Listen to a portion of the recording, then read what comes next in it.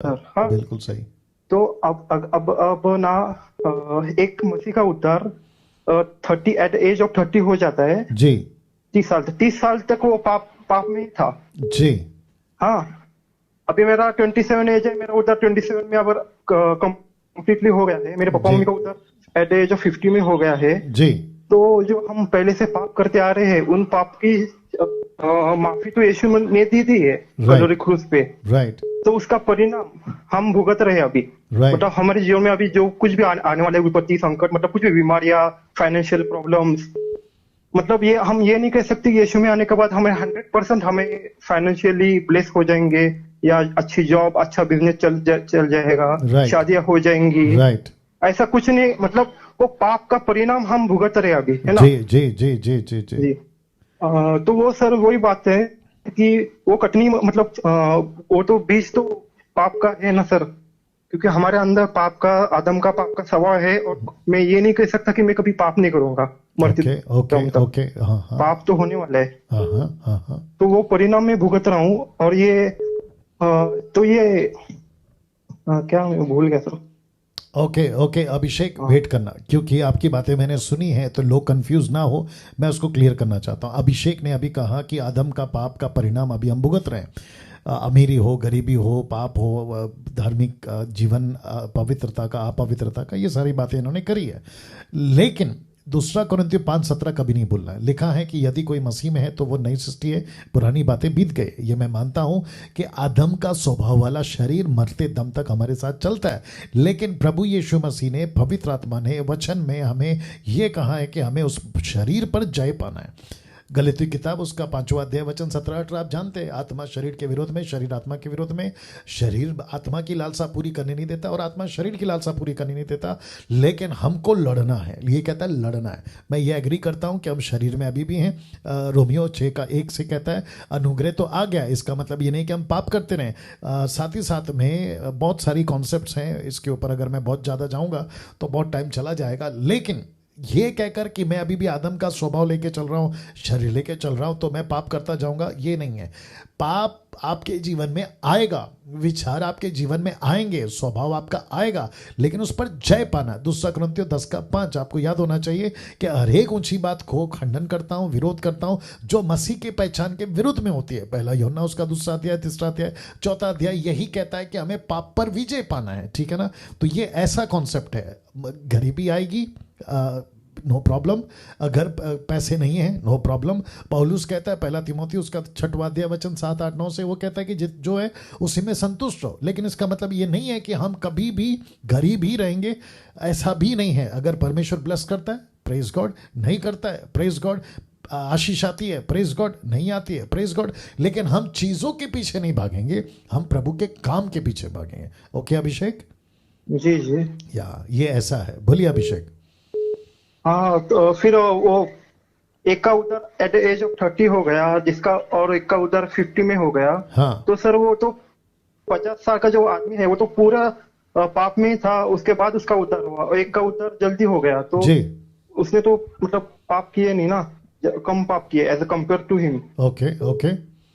और कॉन्सिक्वेंसेस की बात कर रहा था कि पिछला पाप का जो कॉन्सिक्वेंसेस है जो हमें भुगतना पड़ेगा ना, क्योंकि वो नरक की आग से तो हम बच जाएंगे, क्योंकि हाँ पवित्र आत्मा हमें लीड करेगा कि हाँ। पाप, मतलब अविश्वास और विश्वास में ये फर्क होता है कि उसका पाप समझ में नहीं आता, और उद्धार के बाद हमें पाप नहीं समझ नहीं में नहीं, आता। अभिषेक अभिषेक, मुझे ये बताओ कि आपके दिमाग में ये बात क्यों है कि हमें भुगतना पड़ेगा? क्या भुगतना पड़ेगा?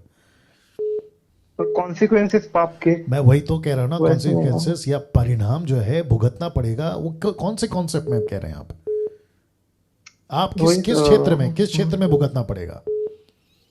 मैं सुना था एक संदेश यूट्यूब पे कि वो पास्टर बोल रहा था कि भुगतना तो पड़ेगा आपको, क्योंकि पाप किया है तो उसका परिणाम को भुगतना पड़ेगा। हाँ, पर पाप क्षमा हो चुके हैं। नहीं नहीं नहीं, मैं अभी भी नहीं समझ पा रहा हूँ, और पब्लिक भी कंफ्यूज नहीं होना चाहिए। मैं वापस कह रहा हूँ, मुझे क्लियर करना है ये पॉइंट को। आपने कहा कि भुगतना पड़ेगा, तो क्या भुगतना पड़ेगा, मैं वो पूछ रहा हूँ।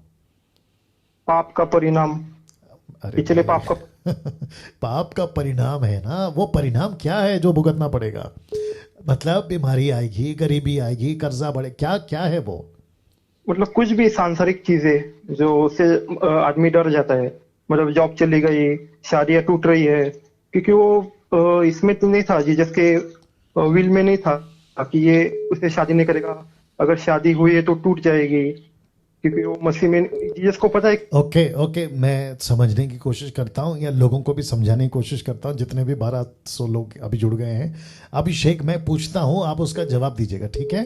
जी जी जी। ओके, तो आपका ये कहना है कि मसीह बनने के बाद भी आदम की गलती का परिणाम हमें भुगतना पड़ेगा, तो इसका मतलब ये है कि मसीह तो बन गए हैं लेकिन श्राप फिर भी रहेगा, आप ये बोल रहे हैं? हाँ हाँ।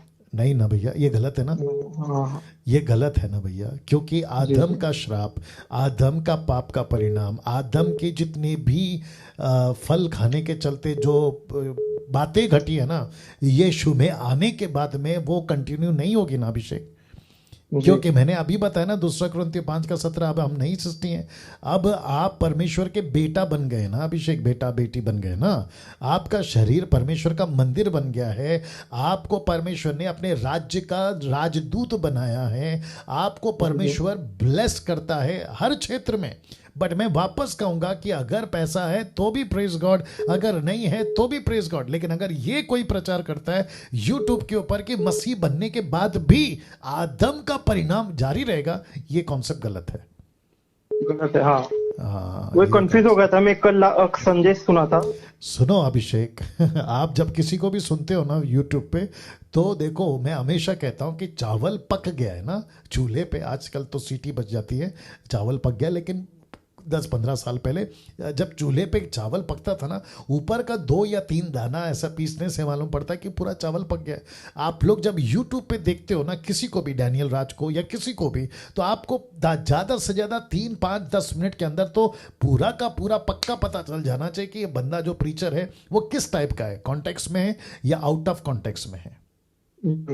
हाँ, तो पूरा कंफ्यूज कर दिया उसने मुझे। सॉरी, बेनीहीन का था वो, बेनीहीन।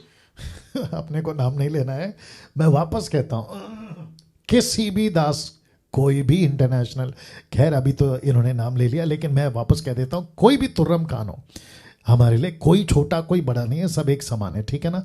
किसी की भी वीडियो हो, अगर आप सुन रहे हैं और वो आउट ऑफ स्क्रिप्चर के कॉन्टेक्स्ट के बाहर प्रीच कर रहा है, कोई जरूरत नहीं है उसको सुनने की। और मैं यहां से कहता हूं, इस टॉपिक पे जो अभी निकाला है, आप लोग 50 टॉपिक निकालिए, मैं 50 का जवाब दे दूंगा, वो बात अलग है प्रभु की सामर्थ से, लेकिन इस टॉपिक पे मैं कहना चाहता हूं, वो चाहे किसी ने भी कहा हो, जो अभी इन्होंने नाम लिया, उसके जैसे 50 और भी हो, मैं सबको कहना चाहता हूं कि आदम का बीज, आदम का स्वभाव, आदम का परिणाम, आदम की बातें, आदम का श्राप, आदम का पाप, दूसरे आदम यानी यीशु मसीह ने क्लियर कर दिया। अब हम श्राप के आदि नहीं हैं, अब हम पाप के आदि नहीं हैं, अब हम परमेश्वर की संतान हैं। लेकिन वापस कहता हूं, अगर गरीबी में हैं आप अभी भी, तो इसका मतलब ये नहीं है कि आप श्राप के अधीन हैं। नौकरी नहीं मिल रही तो इसका मतलब ये नहीं है कि आप श्राप के अधीन में, जादू टोना या XYZ आपको लग रहा होगा, खैर वैसा होता नहीं है, तो आप श्राप के अधीन में नहीं है, आप नई सृष्टि हैं, दिमाग में घुसा लो। आप यीशु के संतान हैं, दिमाग में घुसा लो। दूसरी चीज, आप उसकी कलीसिया हैं, आप उसकी दुल्हन हैं, यीशु के लहू से साफ किए गए, यीशु के लहू के वाचा के लोग हैं आप और मैं। कैसे अधीन में रहेंगे श्राप के, कैसे पाप के बंधन में रहेंगे? हमको तो विजय का जीवन दिया ना।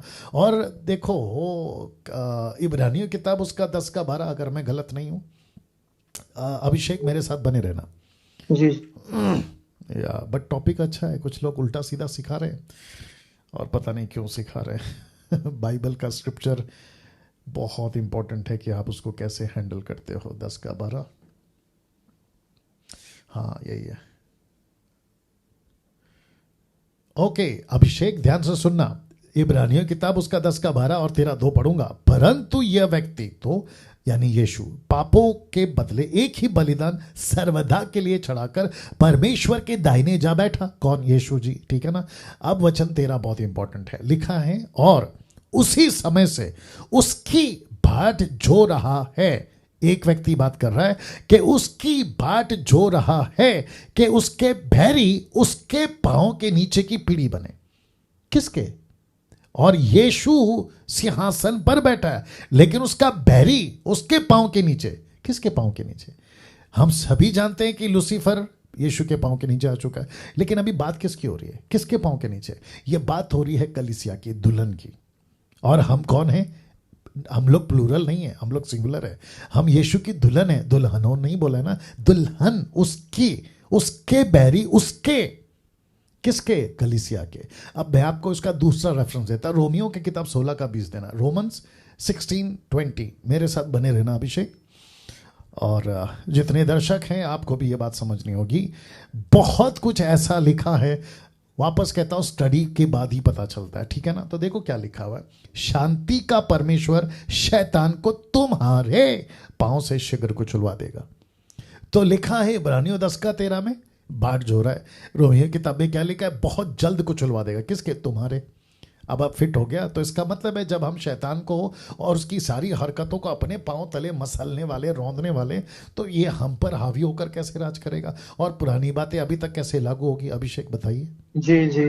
या सो तो यू एकदम अंडरस्टूड। डिमोटिवेट कर दिया उसने, और वो एकदम रिकमेंडेशन में आ गया था यूट्यूब के, मैं सुनता नहीं उनको, अच्छा।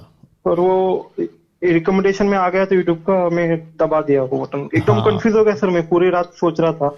नहीं नहीं नहीं नहीं नहीं नहीं नहीं। देखो, आप किसी की भी वीडियो देखकर कंफ्यूज नहीं होना है, और बिल्कुल छोटा, क्या बोलते हैं ना, दिल नहीं रखना है, बड़ा दिल रखना है। सुना, ओके ठीक है। अब दूसरा काम है वचन से कंपेयर करना, टैली करना, और कोई चीज अगर वचन से टैली नहीं होता है तो वो व्यक्ति गलत बात कर रहा है।